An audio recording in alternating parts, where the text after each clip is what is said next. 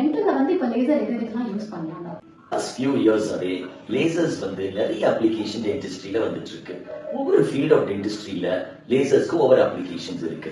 குழந்தைங்க டென்டிஸ்ட்ரியில lasers plays a major role. நமக்கு எரப்ஷன் ப்ராப்ளம், குழந்தைங்க பல்லு வெளியில வர்றச்ச வலி இருக்கும். முன்னாடி அது அரிசியில வச்சு கீறுவோம் அப்படின்னு சொல்லுவோம். இப்ப அதுக்கு இன்ஜெக்ஷன்ஸ் இல்லாம சாஃப்ட் டிஷ்யூ லேசர்ஸ் வச்சா ஓபன் பண்ணி விட்டுறலாம். அதே மாதிரி 2 பல்லு முன்னாடி வர்றது டயஸ்டமான்னு சொல்லுவோம்.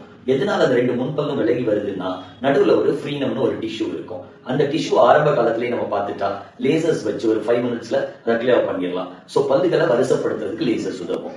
அடுத்ததா பாத்தீங்கன்னா கம் ஸ்ட்ரென்தனிங். நிறைய பேருக்கு பயோரியா ப்ராப்ளம்ஸ் வரும். அதை கவனிக்காம விட்டுட்டா பல்லு ஆடி விழுந்துரும். அதை முன்னாடி பிளாப் சர்ஜரிஸ் பண்ண வேண்டியது இருக்கும். அந்த சர்ஜிக்கல் ப்ரொசீஜர்ஸ் வந்து லேசர்ஸ் வர்றதுனால இப்ப ரொம்ப பெயின்லெஸ்ஸாவும் பெயின் ஃப்ரீயா பண்ண முடியும். அடுத்தது ரொம்ப காமன் அப்ளிகேஷன் பார்த்தா ரூட் கெனல்ஸ்ல நம்ம லேசர்ஸ் யூஸ் பண்ணலாம். கெனல் ஸ்டெரிலைசேஷன் சொல்லுவோம். இன்ட்ரா கெனலை ஸ்டெரிலைஸ் பண்றது, ப்ளீடிங் ஸ்டாப் பண்றது, இதெல்லாம் லேசர்ஸ்ல பண்றச்ச laser assisted root canal will be a pain free experience and a beautiful experience for the patient. அடுத்தது ஜாயிண்ட் ப்ராப்ளம்ஸ், டெம்போரோமாண்டிபுலர் ஜாயின்ட்னு சொல்லுவோம். நிறைய பேருக்கு தாடையில ப்ராப்ளம்ஸ் வருது. அதுக்கு லேசர்ஸ் வச்சு பியூட்டிஃபுல்லா நம்ம ட்ரீட் பண்ணலாம்.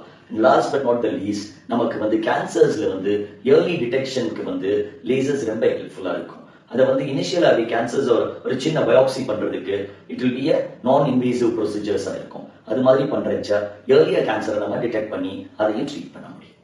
Okay, thank you doctor. தேங்க்யூ.